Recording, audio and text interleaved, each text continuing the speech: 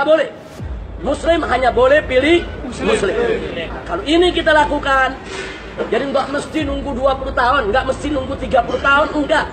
2019, kalau kita bisa rebut secara konstitusional, maka tahun 2020 syariat Islam sudah bisa jalan di Indonesia. Ngeri-ngeri sedap, bahaya laten boneka radikal jadi presiden. Cukong ormas terlarang siap libas ideologi Pancasila. Habib Rizik, mending diam saja.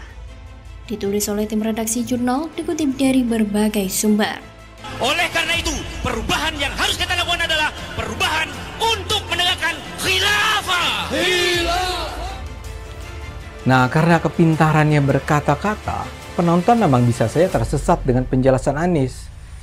Anies sebenarnya secara tidak langsung mengakui dia menggunakan sentimen agama untuk memenangkan pertarungan. Dia tidak bilang iya atau tidak, tapi dia bilang menggunakan sentimen agama adalah wajar untuk menang. Anies Baswedan, waktu diwawancara juga bicara terus-menerus membangun kontranarasi bahwa dia bukan bapak politik identitas. Waktu saya memimpin Jakarta, apakah ada jejak politik identitas? Katanya. Ini pernyataan yang lucu dari seorang Anies. Apa yang terlintas dalam benak Anda ketika mendengar nama FPI dan HTI?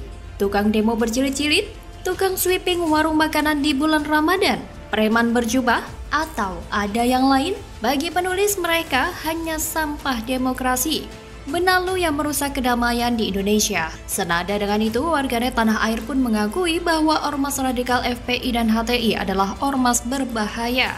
Hal itu diungkap oleh akun Twitter Marquez pada Sabtu 11 Maret 2023 lalu. Dalam unggahannya itu, ia mengatakan bahwa rakyat Indonesia harus paham, siapapun yang maju sebagai Capres 2024 yang didukung HTI dan FPI lebih baik dihindari. Dalam unggahannya itu, ia mengatakan bahwa rakyat Indonesia harus paham, siapapun yang maju sebagai Capres 2024 yang didukung HTI dan FPI lebih baik dihindari jika negeri ini ingin damai. Lebih lanjut, ia menegaskan bahwa tujuan FPI dan HTI mendukung salah satu capres adalah keinginan mereka untuk menghidupkan kembali ormas-ormas mereka yang telah dibubarkan pemerintahan Jokowi. Tentu ini menjadi warning bagi kita semua. Kita sebagai rakyat Indonesia yang memegang teguh ideologi Pancasila harus dengan tegas menolak segala bentuk intervensi kepada bangsa ini, terutama kelompok radikal dan intoleran yang ingin mengganti ideologi Pancasila dengan khilafah.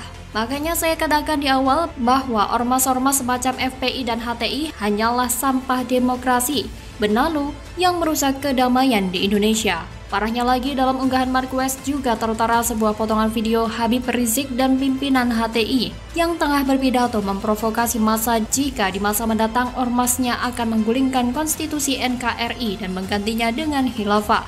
Rizik menyebut umat Islam di masa mendatang tak boleh memilih calon pemimpin baik di ranah pemerintah pusat maupun daerah yang non-Islam, karena itu dianggap kafir.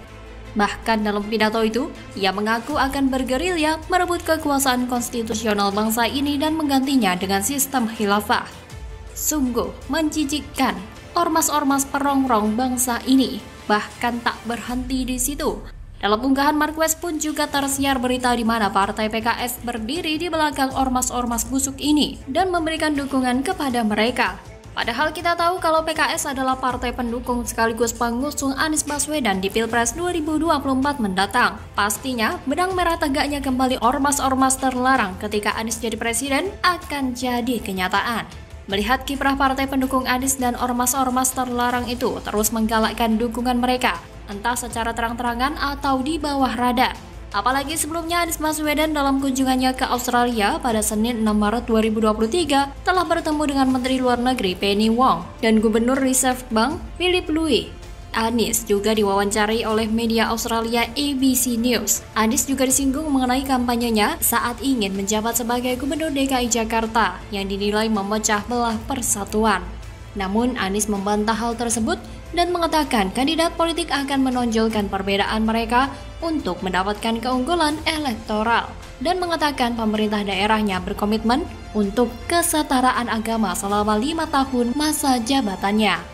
Dia mengatakan dukungan dari berbagai partai politik tidak mengikatnya pada pandangan mereka, dan mengatakan dia akan didorong oleh 4 prinsip utama, yakni kesetaraan, kepentingan umum, kewajaran, aturan, dan peraturan.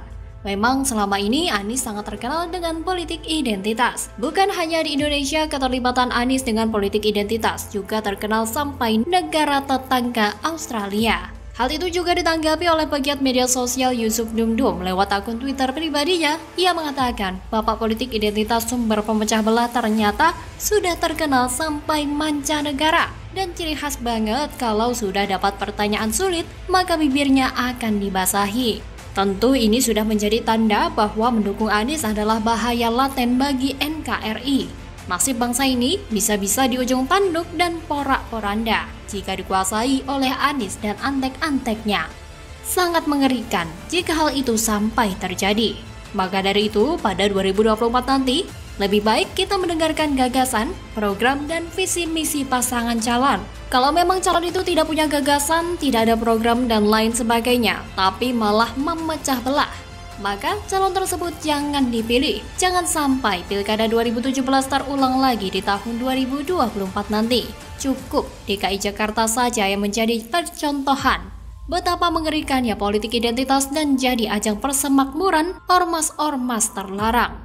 Dan jangan sampai negeri ini memberikan tempat bagi ormas-ormas yang ingin menghancurkan NKRI. Bagaimana kalau menurut Anda? Aniesnya kebetulan memang lihai sekali bersolek di depan media.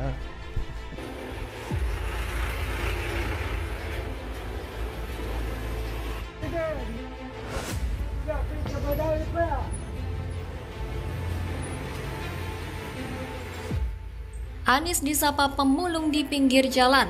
Pendukung Jokowi settingannya ngalahin sinetron azab. Ditulis oleh tim redaksi jurnal, dikutip dari berbagai sumber. Jadi besar-besarkan agar dapat menjaring orang-orang lugu. Intinya jangan mau dibohongi, apalagi dibodohi oleh propaganda murahan seperti itu. Mereka sudah kelaparan berat, mau berkuasa sesegera mungkin. Udah gak sabaran. Pegiat media sosial Yusuf Dumdum mengomentari momen bakal calon presiden dari Partai Nasdem Anies Baswedan yang disapa seorang pemulung saat di pinggir jalan Kota Kuningan. Anies Baswedan yang disapa seorang pemulung saat di pinggir jalan Kota Kuningan. Menurut dia, video Anies Baswedan yang beredar tersebut hasil settingan tim kreatifnya. Hal itu disampaikan Yusuf Dumdum dalam akun Twitter pribadinya pada Selasa 14 Maret 2023. Tim kreatif kurang kreatif, harusnya pakai baju lusuh, settingannya ngalah-ngalahin sinetron azab di Indosiar. Ujar dia seperti dikutip dari WE Newsworthy. Memang jika dilihat banyak settingan di video tersebut, ada seperti sutradara yang menyeting adegan per adegan. Seperti halnya pemulung yang memanggil-manggil nama Anies. Jika diperhatikan, pemulung tersebut seperti ada yang mengarahkan gerak-geriknya. Selain itu, kaos yang pemulung pakai masih terlihat bersih. Bahkan ada gambar dan tulisan Anies Baswedan yang seolah-olah merupakan pendukungnya. Jika bukan settingan, tidak mungkin momen tersebut bisa pas. Benar-benar bikin malu saja ini orang. Setelah itu dia dipoles dengan begitu tebal lagi oleh para pendukungnya. Tapi lagi-lagi tim kreatifnya kelihatan banget gak punya kreativitas sama sekali. Dia ini dikenal sebagai sosok yang radikal, didukung pengacau dan intoleran, tapi masih saja di-branding sebegitu menjijikkan. Pencitraan itu menurut saya adalah aktivitas yang sengaja dilakukan dengan maksud meningkatkan citra, padahal biasanya tidak pernah dilakukan. Anies pintar memanfaatkan orang-orang yang mudah dibuai janji manis. Kelemahan seperti itulah yang dijadikan sebagai mendulang suara untuknya. Makanya janji apapun akan mudah keluar dari mulut manisnya. Bikin mereka mabuk hayalan setinggi mungkin dan beres. Selagi masih banyak orang yang mudah diperdaya oleh orang seperti Anies, maka akan ada banyak yang mendukung dia dengan membabi buta. Anies pintar memainkan manuver politik seperti ini. Di negara ini banyak sekali orang yang suka janji kelewat manis. Padahal sesuatu yang terlalu manis itu tidak baik. Banyak yang lebih memilih menghabiskan terlalu banyak waktu menghayal di dunia mimpi yang indah. Padahal tidak mungkin terwujud di dunia nyata. Dan yang Anies lakukan inilah salah satunya. Ia sengaja membranding dirinya dekat dengan rakyat, tapi kenyataannya menyengsarakan. Ini adalah satu bukti nyata bahwa masih ada politik licik yang dipelihara oleh Anies Baswedan dan dia menikmatinya. Saya berharap bahwa rakyat Indonesia matanya bisa terbuka untuk melihat bahwa orang yang bernama Anies Baswedan ini adalah orang yang berbahaya. Dan sosok ini adalah sosok yang tidak bisa dianggap sebagai sebuah hal yang boleh dibiarkan. Dan ini adalah ancaman bagi demokrasi dan ancaman bagi kesatuan dan persatuan negara Republik Indonesia. Dia didukung oleh Partai Keadilan Sejahtera dan sepertinya itu sudah cukup untuk memperlihatkan kita bahwa orang ini harus kalah agar Indonesia selamat. Karena orang yang mempermainkan agama demi ambisi politik itu adalah orang yang merupakan ancaman yang serius bagi keutuhan negara ini. Sebagai keturunan, dia harus tahu diri dong. Kok ada kecenderungan orang-orang keturunan dari Timur Tengah memiliki arogansi yang begitu lebih dan gak jelas, merasa lebih tinggi daripada orang-orang Indonesia asli? Tentu saya tidak terima dengan hal ini. Wajar bukan? Bagaimana kalau menurut Anda?